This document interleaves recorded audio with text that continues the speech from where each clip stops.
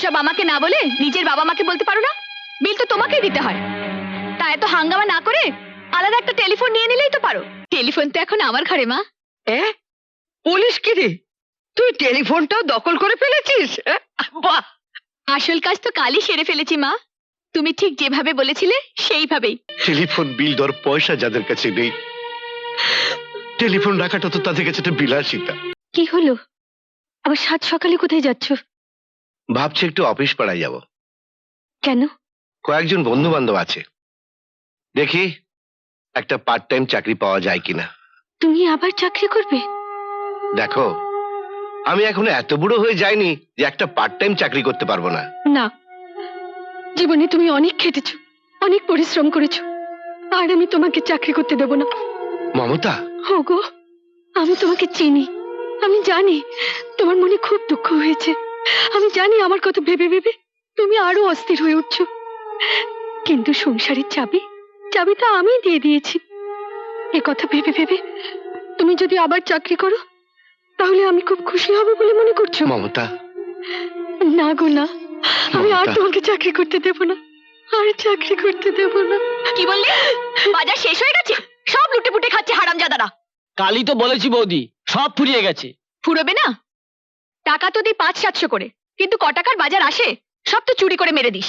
বৌদি বৌদি এমন কথা বলবেন না, সেই ছোটবেলা থেকে বাড়িতে আছি, মা বাবা আমি কোনোদিন আমাকে চোর বলতে পারিনি। Shut up! চুরি করতে মান যায় না, চোর বললে মান যায়। বৌদি আবার কথা? কি হয়েছে বৌমা? কি আর হবে, আপনাদের লাই পেপে ও একেবারে মাথায় উঠে গেছে। না বাবা, বৌদি আমাকে চোর বলেছে। দেখুন দেখুন কত বড় সাহস, আপনি আমি কথা বলছি এর মধ্যে আবার নাক গলাচ্ছে। রামু, তুই যা। যাই বলো বৌমা, রামুকে তোমার চোর বলাটা উচিত হয়নি। বাবা, টাকা যেহেতু আমাকেই গুনতে হচ্ছে, অতএব আমি বুঝতে পারছি টাকা চুরি হচ্ছে কিনা। আপনার বিশ্বাস না হয় রামুর সঙ্গে বাজারে গিয়ে দেখুন না। তুমি কি আমাকে বাজারে যেতে বলছো বৌমা? আর আপনি তো সারাদিন বাড়িতে বসেই থাকেন। সংসারের মঙ্গলের জন্য বাড়ির কেউ যদি বাজার করে তাতে তো অসম্মানের কিছু নেই। ঠিকই বলেছো বৌমা, ঠিকই বলেছো। ঠিক আছে, এখন থেকে আমি বাজারটা করে দেবো। তাছাড়া আমি তো এখন বেকার, হাতে অঢিল সময়, ছেলেরাও ব্যস্ত। টাকা দাও, কি কি আনতে হবে বলে দাও। এই নিন, এতে সব লেখা আছে, সঙ্গে রামুকেও নিয়ে যান। না না, রামুকে আর লাগবে না। এই সংসারের বোঝা বওয়া আমার অভ্যেস আছে। বাজারের দুটো থলে আমি ঠিকই বয়ে আনতে পারবো বৌমা, ঠিকই বয়ে আনতে পারবো।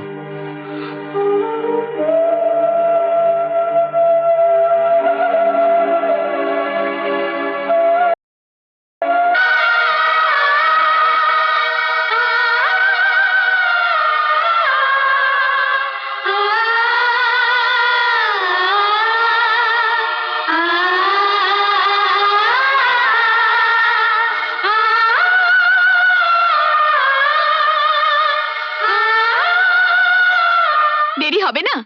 ফোন কি আমার ঘরে? আর বাড়ির চাকর চাকরানিরা সব তো নবাব। আমার ইম্পর্টেন্ট কাজ থাকে, ইম্পর্টেন্ট কথা থাকে, সেটা এবারে কেউ বোঝে? ওসব আমাকে না বলে নিজের বাবা মাকে বলতে পারো না? বিল তো তোমাকেই দিতে হয়। তা এত হাঙ্গামা না করে আলাদা একটা টেলিফোন নিয়ে নিলেই তো পারো। যা বলার থাকে বাড়ি থেকে বেরোবার আগে বলে যেও। আর শোনো, তোমার পার্টিদেরও বলে দিও তোমার সঙ্গে যা বলার আছে তা অফিসেই যেন বলে। এত হাঙ্গামা করে টেলিফোন ধরা আমার পক্ষে সম্ভব নয়। বৌমা, টেলিফোনটা তোমাদের ঘরে নিয়ে যাও, আমাদের আর টেলিফোনের দরকার কি? নিয়ে যাও তুমি। যাক, বুঝেছেন তাহলে? হ্যাঁ, এটা এই ঘর থেকে চলে গেলে তোমার ইচ্ছেটা পূরণ হয়, আর আমরাও কিছু বাজে কথা শোনার হাত থেকে বাঁচি, বাজে কথা শোনার হাত থেকে বাঁচি।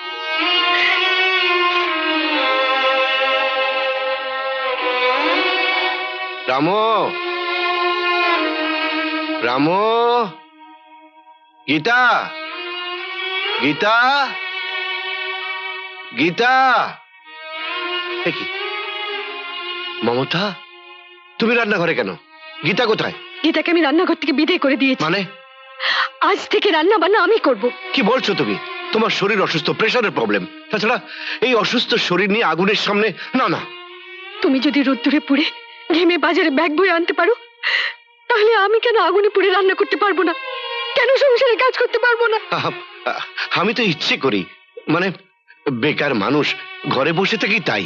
আমি অন্ধ নই, আমি সব দেখি, সব বুঝি। না, তুমি কিচ্ছু বোঝো না মমতা, তুমি কিচ্ছু বোঝো না। গীতা, গীতা, ডাকছো মামা? তোরা কি সব মরে গেছিস? এই অসুস্থ মানুষটাকে রান্না করে পাঠিয়েছিস? নে ধর। চলো মমতা, চলো।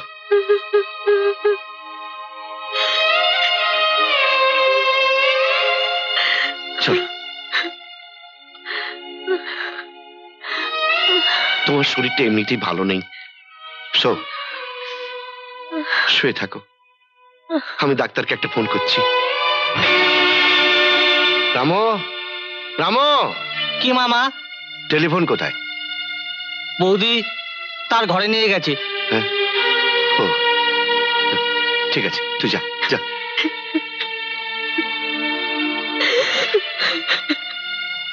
কাঁদছো কেন মমতা? আরে কাঁদছো কেন? আমরা তো এখন সংসার থেকে অবসর নিয়েছি, টেলিফোন আমাদের কি দরকার বলো? তাছাড়া টেলিফোন বিল দেওয়ার পয়সা যাদের কাছে নেই, টেলিফোন রাখাটা তো তাদের কাছে একটা বিলাসিতা। তুমি শুয়ে থাকো, আমি ডাক্তার ডেকে নিয়ে আসছি। আমি ডাক্তার ডেকে নিয়ে আসছি।